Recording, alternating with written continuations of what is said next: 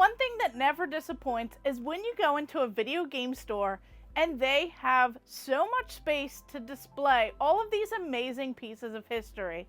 This store felt like a museum. There was just so much on display, so much showcased, and everywhere you looked, it was just like a time capsule exploded. So this store, Player's Choice Video Games in Pennsylvania, I had one of the best experiences, just mesmerized by everything that they had there. So let's go ahead and see what I scored. So this right here caught my attention. This thing is big. I did not realize how tall these standees were.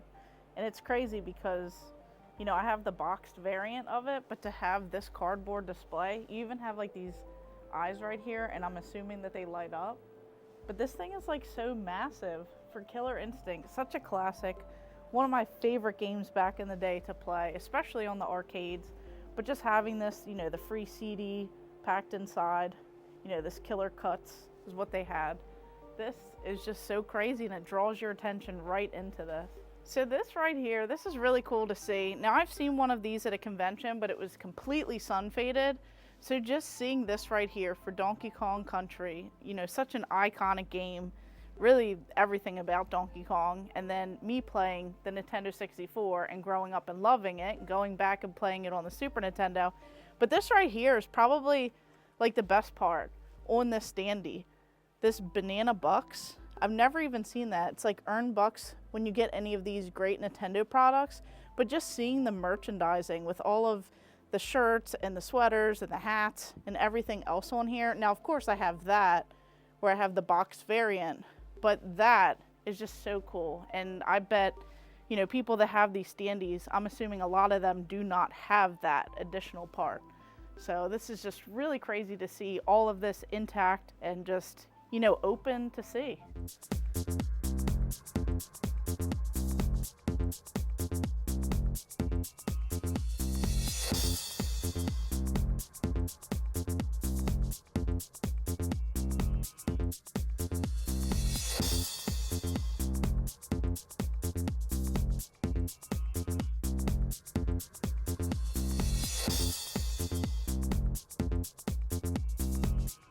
So boy, Super Nintendo stuff, they just had so much cool stuff, especially when it came to Nintendo. Just seeing those amazing displays, seeing everything that they had just out and about for you to look at. I remember going into stores back in the day and seeing these items and just always thinking, you know, wouldn't it be cool to have that stuff? Wouldn't it be cool to have it in the collection? And then, of course, as I started collecting, I found cardboard displays, standees, countertop displays, just so many different signs, kiosks, and of course the list goes on. But there was just so much here. So I knew I had to score some Nintendo games from their case. This one right here is one that I meant to pick up a long time ago just because of the cover alone. But it's like nothing of what you would even think. This is called the Mutant virus. It says, Crisis in a Computer World. So this game, I'll give it to them. They had, you know, very interesting, you know, concept with this particular game. So the internet was definitely a scary place, or even thought back in the day. When people thought of the internet, you know, people were scared by it. So this game, like, really kind of like shrinks you down and gets you into it. So it's just very interesting. You have to find the virus and destroy it. So pretty much you like shoot and just blast away. Definitely a fun time, but this game can be pretty challenging. So I'm really excited to score this one for the Nintendo collection. Just really kind of discover this library and see what games I have been missing out on. And then I saw this game. This immediately brought back that nostalgia, brought back all of those amazing memories. Here we have the Bugs Bunny Crazy Castle.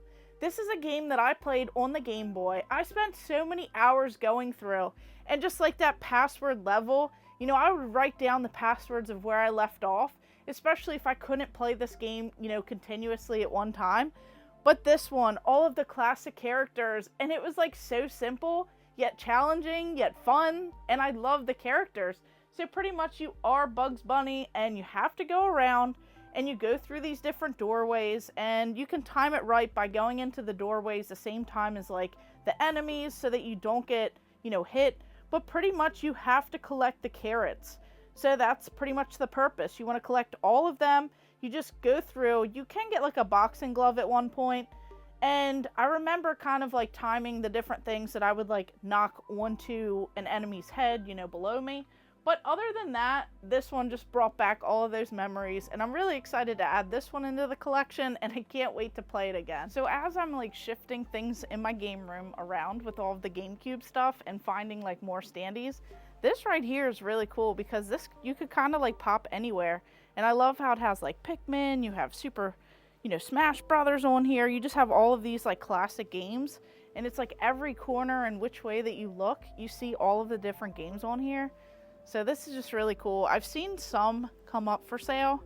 So now that I know the sizing of them, and now that I know that they're not just this little tiny box, this is actually a really cool cardboard store display. So all of these cabinets would be something that I would love to have in the basement. So this is just crazy seeing World of Nintendo right next to the Sega Genesis. I feel like I don't see enough Sega ones, and I've seen those. And that might even actually be one of the ones that I've seen before, that Sega Sports sign. But of course on top, Sonic, Tails, those amazing statues. Just seeing both of those is probably one of the coolest things at this entire store. Just seeing these like iconic statues.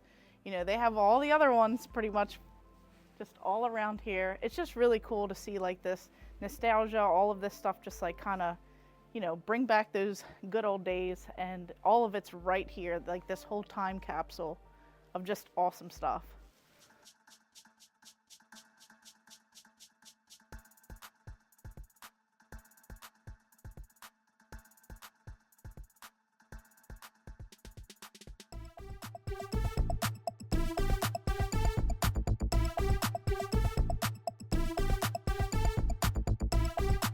Now, it's just always hard when you go into these places and you see so much cool stuff, and some of it's for sale, some of it's not, but I did see quite a few things that were actually listed for sale. So you can make deals, you can kind of work out those deals with the owner, and some of the prices really weren't bad on those displays. It's just trying to find the space to put some of these items. But just seeing those standees, the size of some of them, just so mind-blowing, and seeing the cabinets full of these like weird Nintendo oddities, all of this crazy stuff just out and about to, you know, look at, and just all those memories. So I had such a great time there, and I'll have to go back and spend a little bit more time because I sure probably did not even see everything. But there were a few more games and items that I picked up, like this one, RoadBlasters. So this one, I'm really excited to play. I actually am looking forward to it. So this one was a pretty inexpensive game, but it's this classic arcade game. You have this like fuel meter. It's definitely better with the steering wheel of, you know, the arcade game, but it's a lot of fun. And anytime you can like drive and shoot, you just have a blast. So I just love how like classic this is. Just a really great time. You know, the music could have been a little bit better in this game, but that's really, you know, for the price of it, just a great fun time, just a classic, a staple, and something that, you know, I could see me like playing through this, just giving a little bit of like a play sesh and just kind of going through like as quick as possible. On the other hand, this one was not that, you know, good of a game. So here we have this Days of Thunder. So of course, this Nintendo game, definitely a cheap one.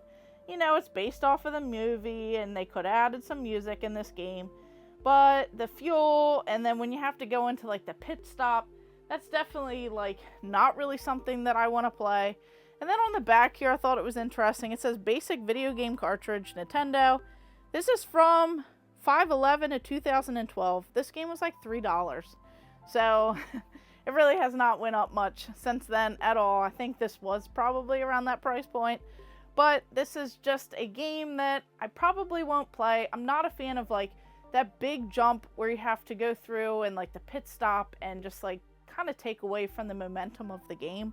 It's not really something that, you know, I want to jump into.